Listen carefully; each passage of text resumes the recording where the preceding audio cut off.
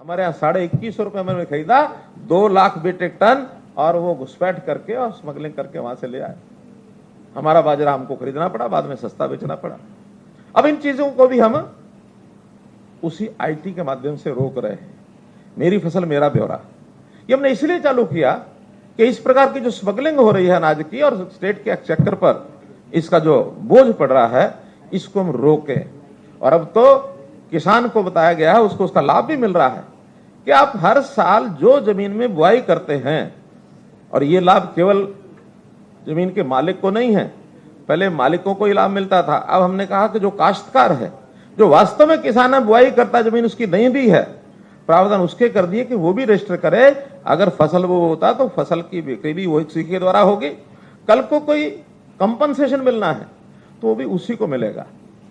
पहले क्या था कि जो जमीन का मालिक होता था रिकॉर्ड में, रेवेन्यू में, उसको पैसा जाता था, वो भले ही यहां किसी गांव के अंदर जमीन है और मालिक बैठा मुंबई में, कलकत्ता में, पैसा उसको जाता था, फिर वो वापस देता था, दे ना दे उसकी मर्जी होती थी।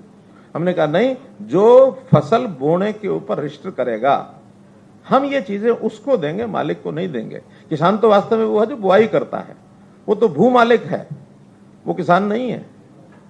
तो इसलिए ये प्रावधान भी हमने आईटी के माध्यम से किए। हमने अभी बुजुर्गों की पेंशन बैंकों के द्वारा की। भ्रम क्या फैलाया गया कि बैंकों में जाएंगे और इनको लंबी लंबी लाइनों में खड़ा होना पड़ेगा, 80 साल का बूढ़ा है कैसे खड़ा होगा।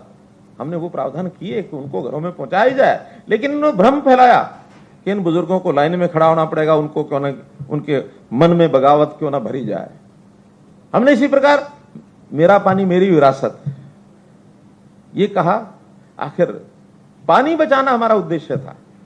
पानी का संकट कितना है इस समय हम सब जानते हैं, जो किसानी से संबंध रखते हैं, गांव से जिनका संबंध है, कि पानी जमीन में हर साल बहुत क्षेत्र ऐसे हैं जहां 1 मीटर ऑन एवरेज साल का नीचे जा रहा है। यानी 1 मीटर का मतलब है कि पिछले 10-12 सालों में उस इलाकों में 10-12 मीटर नीचे जा चुका है। और जो ट्यूबवेल है उनको हर साल 10 फुट, 15 फुट, 8 फुट पाइप और नीचे डालना पड़ता है ताकि पानी को नीचे से उठा सके। वो सब कहते हैं कि हाँ पाइप पर डाल रहे हैं हम, नीचे पानी नीचे जा रहा है। जब हमने शुरू किया कि धान की बुआई कम करो ताकि पानी की बचत हो, माइक्रो इरिगेशन से फसलों पर आओ, खुली इरिगेशन मत करो, थोड़ी सख्ती करनी पड़ती है कई बार। अब जब सख्ती की तो उस समय इन्होंने भ्रम फैलाया क्या कि धान बंदी हो जाएगी, धान को नहीं बोने देंगे, किसानों के विरोध में जा रहे हैं। और आज मैं कहता हूं 90% किसान को समझ में आ चुकी है बात, क्योंकि इसलिए हमने आह्वान किया 1 लाख एकड़ इस बार टारगेट है हमारा धान कम बोने का। हमने 1 लाख एकड़ जब लोगों को कहा, लोगों ने कम कर दिया। इस बार 2 लाख एकड़ हम धान कम करेंगे, रजिस्ट्रेशन चल रहा है। इसलिए उन्होंने भी नहीं 2 लाख होगा तो कम से कम 1 लाख से तो ऊपर जाएगा, 1.5 लाख जाए, 2.25 जाए, लेकिन लोग अपने आप आगे बढ़ रहे हैं। हम 7,000 रुपये पर एकड़ दे भी रहे हैं। यानी इसको कहते हैं ग्रीन सब्सिडी। अमेरिका में इस प्रकार की सब्सिडी चलती है, वो तय करते हैं कि ये चीज मत करो, उसके हम सब्सिडी देंगे। हमने ये ग्रीन सब्सिडी चालू की है इस बार कि पानी बचाना है तो ये फसल मत बो, हम पैसा देंगे। हमने बाजरे पर भी कहा है कि बाजरा कम करके सब्जियां या दालें या अन्य फसलें बोओगे तो हम 4,000 रुपये एकड़ वहां भी देंगे, और वहां भी लोगों ने रजिस्ट्रेशन किया है। लोग मान रहे हैं, ऐसा नहीं कि नहीं मानते हैं, लोगों को उसकी सहभागिता बतानी पड़ती है। प्रधानमंत्री जी ने कहा ना कि सबका साथ सबका विकास, जन भागीदारी। जन भागीदारी करेंगे तो लोगों को समझ में आएगा ये है। और ये जन भागीदारी आपको मालूम है कि जो भौतिक विकास है, जिसको मैं हार्डवेयर कह रहा हूं, उसमें जनता की जन भागीदारी नहीं होती। सरकार को पैसा खर्च करना है, टेंडर देना है, किसी भी ठेकेदार ने आकर उसको बढ़ाना है और बिल्डिंग खड़ी करने चले जाना है, ये सड़क बना के चला जाना है। जो लोगों में हमने उनके स्वभाव बदलने हैं, वहां उनका रहन सहन को आसान बनाना है, या जो समस्या ऐसी जो भावी पीढ़ी को भी आकर के भोगनी पड़ सकती हैं, उसमें जन जागरण करना पड़ता है। मेरा पानी मेरी विरासत का मतलब यह है कि हम अपनी विरासत में आने वाली पीढ़ी को केवल जमीन ना देके जाएं, जमीन के साथ साथ क्या देके जाएं, पानी भी देके जाएं। अगर पानी नहीं देंगे तो सूखी जमीन बंजर जमीन है, बंजर जमीन से अगली पीढ़ी का कोई भला होने वाला नहीं है।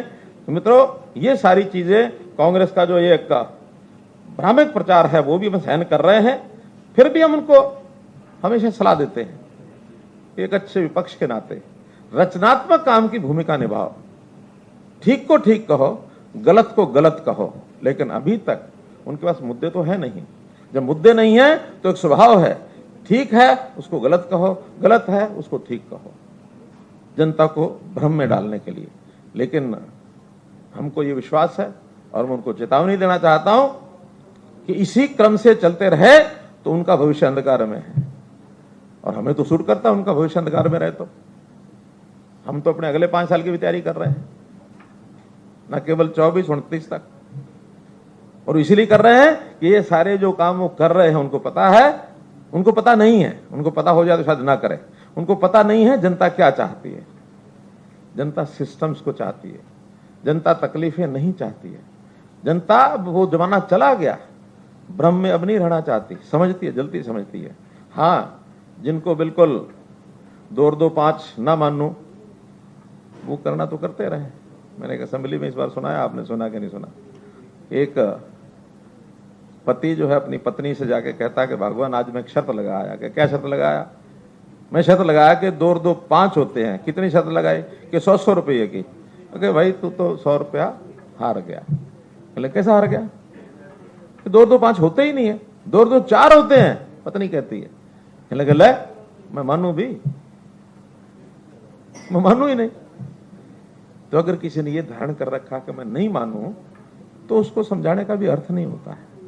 इसलिए हमारे इन विपक्ष के मित्रों का ये हाल है, इन्होंने अपने घर में तय कर रखा है ना मानो।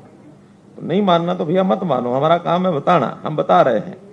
मित्रों, हमने सुशासन के नाते ये कहा था, हर वर्ष 25 दिसंबर को हम सुशासन दिवस मनाते हैं।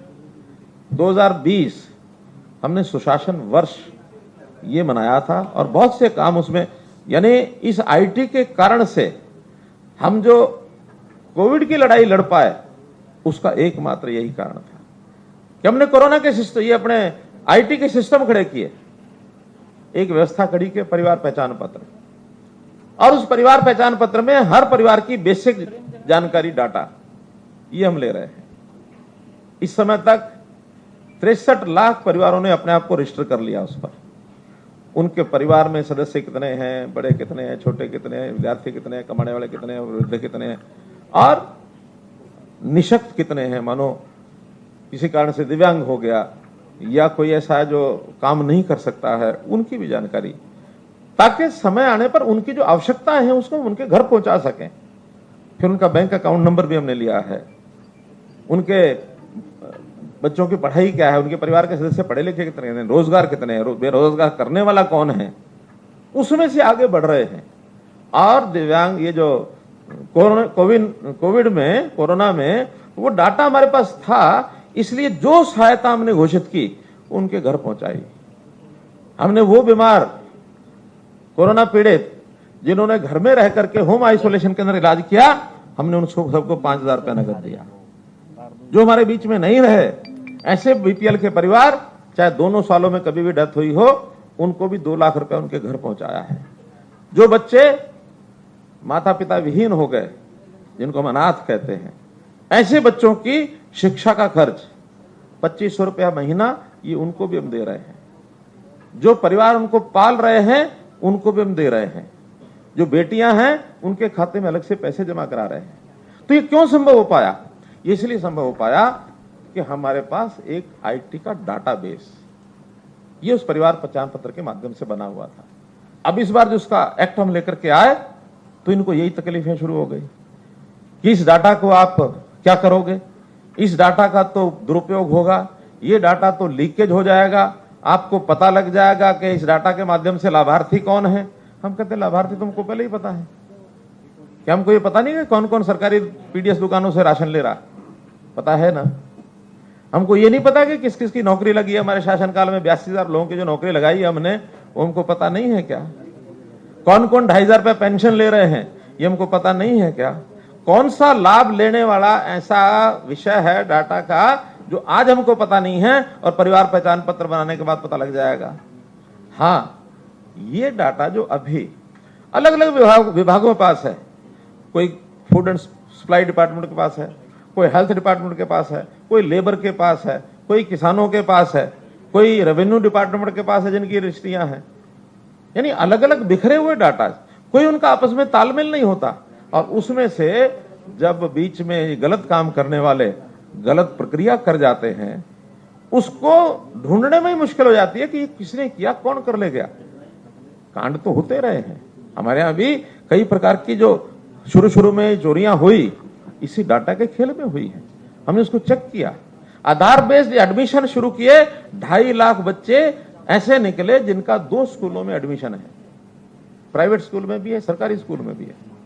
सरकारी स्कूल में इसलिए मानते हैं कि पढ़ाई अच्छी है, वहां फीस देते हैं, पढ़ाई कराते हैं। प्राइवेट स्कूल में इसलिए कि वहां फीस मिलती है, फीस माफ होती है और वो नगद मिल जाती है, खाते में आ जाती है, मिड डे मील मिल जाता है, वर्दी मिलती है, बस्ता मिलता है, सामान मिलता है, वहां से वो ले लेते हैं। तो डबल एडमिशन ही हमने बंद किए। ओल्ड एज पेंशन जिनकी आयु 60 साल नहीं थी वो बंद की। जो जमीन पर है ही नहीं है, भगवान को प्यारा हो गया, उनकी पेंशन चल रही थी। तो ये सारी चीजें हमको लाभ हुआ इस आईटी के माध्यम से ही के कारण से। 2020-21 हमने मनाया था सुशासन का जो वर्ष है। 21-22 हमने घोषणा की थी कि हमारा सुशासन परिणाम वर्ष निकलेगा। और परिणाम वर्ष, मुझे खुशी है इस बात की कि जो हमने उस समय सुधार किए थे उन सब सुधारों का आज परिणाम निकल रहा है। जनता को किसी प्रकार की कोई तकलीफ नहीं है। वरना जो धरने होते थे, जो प्रदर्शन होते थे, बिजली नहीं है जी हमारे यहाँ गांव में बिजली, हमने हमारा गांव जगमग गांव योजना शुरू की। लोगों ने कहा ये चलेगी नहीं। क्यों? लोगों को बिल भरने की आदत नहीं है। मुझे याद है 2014 की यानी 15 की पहली मेरी ग्रामीण रैली थी और मैंने झोली फैला करके लोगों से बिल मांगे थे। एरिया ऐसा था जहां के लोग बिल ना भरने में अपना मानी सम्मान मानते थे, अपना गौरव मानते थे कि जो बिल नहीं भरता वही बड़ा है, जो बिल भरता है वो डरता है। ये वहां की धारणा थी।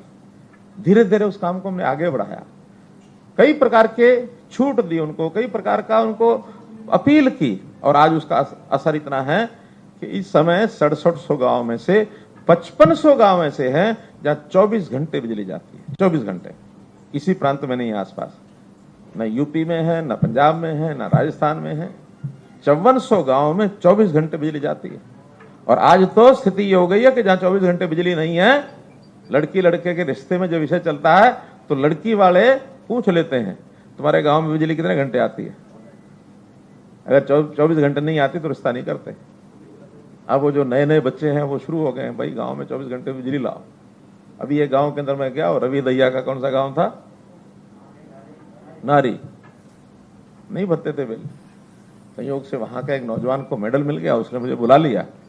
मैंने मंच पर पूछ लिया, मैंने गांव में बिजली कितनी आती है? आवई को नहीं जी, नहीं आती। तो फिर मैं समझ गया तुम बिल नहीं भरते होंगे। हंस पड़े सारे। मैंने पता कराया कि इनके यहाँ गांव में टोटल बिजली का बिल कितना है जो पेंडिंग है। उन्होंने कहा कि इस समय 660 लोगों की तरफ लगभग 50 लाख रुपया पेंडिंग है, जिसमें से 20 लाख रुपया पेनल्टी है, 30 लाख रुपया ओरिजिनल बिल है। मैंने वही मंच पर घोषणा की, मैंने कहा भाई ये 20 लाख जो पेनल्टी है अगर ये माफ कर दें और वो 30 लाख रुपया भी एकदम नहीं भरना, 1 साल की 12 किस्तें बनवा लो, भर दोगे क्या? भर देंगे। यही था ना, आप तो थे वहां। उनका हाँ भर देंगे। हमने कहा 20 लाख माफ, 30 लाख रुपया 12 किस्तों भरवा के एक्शन को कहा अगले दिन चले जाओ, सबके बिल भरवाने शुरू कर दो, पेनल्टी ब्याज माफ कर दो। अब ये सारी व्यवस्थाएं पहले भी तो सरकारें थी, कर सकती थी ना। पहले क्या होता था, घोषणा करनी है कि हमने इतने लाख करोड़ रुपया इतना माफ किया, किसानों का माफ किया। हमने कहा हम घोषणाएं नहीं करते हैं, हम व्यवस्थाएं ठीक करते हैं। हमने भी हरको बैंक का यानी करोड़ों रुपया माफ किया। जो माफ क्या किया जाता है, ब्याज और पेनल्टी माफ की जाती है, कभी मूलधन माफ नहीं होता है। हमने माफ किए और उसमें से बहुत बड़ी रिकवरी हुई।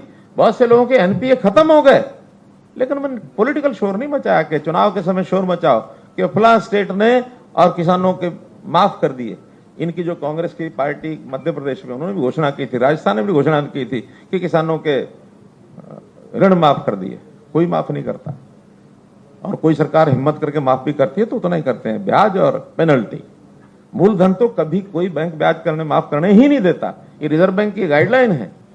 क्या मूलधन किसी को माफ नहीं करोगे? एनपीए तो कर दोगे, नहीं मिला तो नहीं मिला, सरकार माफ नहीं करेगी। हम तो लोगों के लिए यानी योजनाएं बनाते हैं। हमने इस साल एक नया प्रावधान किया, विवादों का समाधान। विवादों के समाधान में कितने ही तरह के, एचएसवीपी, एचआईडीसी, मार्केटिंग बोर्ड, वैट और जीएसटी, फिर इनका रोडवेज का, परिवहन का जो उनके कर टैक्सेस थे, पासिंग जो कराते थे वो पेंडिंग बहुत पड़े थे, माइंस खनन के जो बकाया थे, स्टाम्प ड्यूटी, सरकारी कुछ मामलों में स्टाम्प ड्यूटी के बहुत पेंडिंग चीजें थी, और भी कितने ही विभाग ऐसे हैं कि जितनी पेंडेंसी है वो निकाल के लाओ, और निकाल के लाओ। उसमें जो अब जो लोग नहीं दे सकते, 20-20 साल, 30-30 साल, 50-50 साल पुराने हैं, हर को बैंक में आज भी कुछ अकाउंट ऐसे हैं जो 1994-95 में लोन लिया था, अब 94-95 26 साल बाद पीढ़ियां बदल गई, कौन देगा?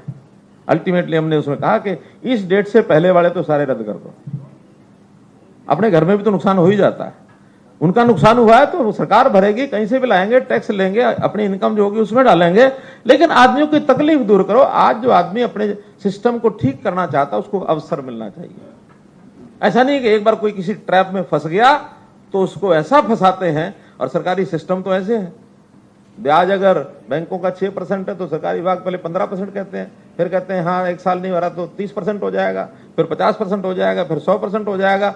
एक आदमी की 10-12 लाख की प्रॉपर्टी थी, 4 करोड़ रुपए का उसके ऊपर पेनल्टी लगा कर रखी हुई थी। मैंने कहा भाई 10-12 लाख का प्लॉट लेगा ही क्यों? ये उसका माथा खराब है, उसको हिसाब नहीं आता है क्या? कई जगह तो सिर्फ उसको देना ही है, लेना कुछ नहीं है, प्लॉट भी नहीं लेना है, कुछ नहीं करना, लेकिन उसके नाम नील करने के लिए 4 करोड़ दे जाओ या 2 करोड़ दे जाओ तब नील करेंगे। बहुत विवादों के समाधान हमने किए, जितनी पेनल्टीज थी, जितने ब्याज थे, जो जो हम समाप्त कर सकते थे वो किए।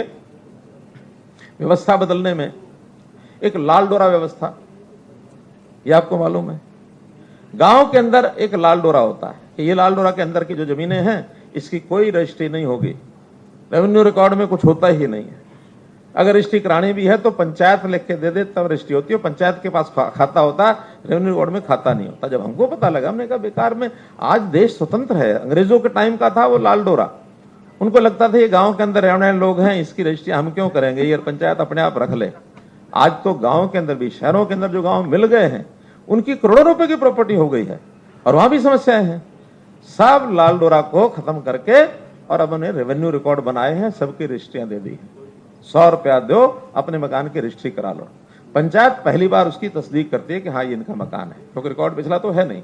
आगे इस रिकॉर्ड के आधार पर अपनी जमीन को बेच सकते हो, लोन ले सकते हो, मलकियत मेरी है ये कम से कम चौड़े होकर कह तो सकते हो।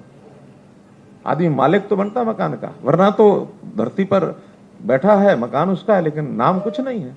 तो लाल डोरा खत्म करके हमने ये जो स्वामित्व योजना देश भर में चली है, ये सबसे पहले हमारे यहाँ लाल डोरा शुरू हुआ, इसके बाद प्रधानमंत्री जी को पसंद आई तो सारे देश में लागू की है। उसका नाम अब हो गया प्रधानमंत्री स्वामित्व योजना। लगभग 6000 गांव में ड्रोन की मैपिंग हो गई है, 1500-1700 गांव बाकी है, इसको भी करके और ये हम इसको आगे बढ़ाएंगे। मित्रों, बुनियादी बातों का मैंने आपके सामने चर्चा की है। विषय तो हमारे विभाग के लोगों ने, बाकी लोगों ने इतने दिए हैं। ये भी कह रहे थे एक दिन कि हमें छांटना मुश्किल हो रहा है कि इन 25 दिनों में जो आपने काम किया है हम क्या क्या छांट के दें आपको। मैंने कहा भाई कुछ दे दो जो मेरे ध्यान में आएगा, मैं बोलूंगा, मैं टाइम लिमिट रख लूंगा कि मैं सिर्फ 45 मिनट बताऊंगा, बाकी उनको कहूंगा जो पूछना पूछो। हो गए 45 मिनट का? नहीं,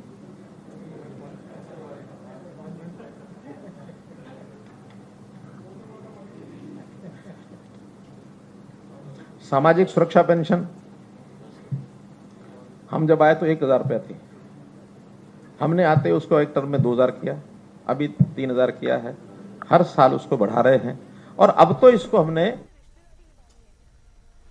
ਸੋ ਕਿਸਾਨਾਂ ਦਾ ਪ੍ਰਦਰਸ਼ਨ ਹੋ ਰਿਹਾ, ਕਿਸਾਨਾਂ ਦੀ ਮਹਾਪੰਚਾਇਤ ਤੇ ਨਾਲ ਹੀ ਮਨੋਹਰ ਲਾਲ ਖੱਟਰ ਦੇ ਵੱਲੋਂ ਆਪਣੀਆਂ ਉਪਲਬਧੀਆਂ ਦੱਸੀਆਂ ਜਾ ਰਹੀਆਂ ਨੇ ਕਿ ਆਖਿਰਕਾਰ ਕੀ ਕੁਝ ਕੀਤਾ ਗਿਆ ਹੁਣ ਤੱਕ ਸਰਕਾਰ ਦੇ ਵੱਲੋਂ। ਇੱਕ ਛੋਟਾ ਜਿਹਾ ਬ੍ਰੇਕ ਲੈਣੇ ਆ, ਜਲਦੀ ਵਾਪਸ ਆਵਾਂਗੇ।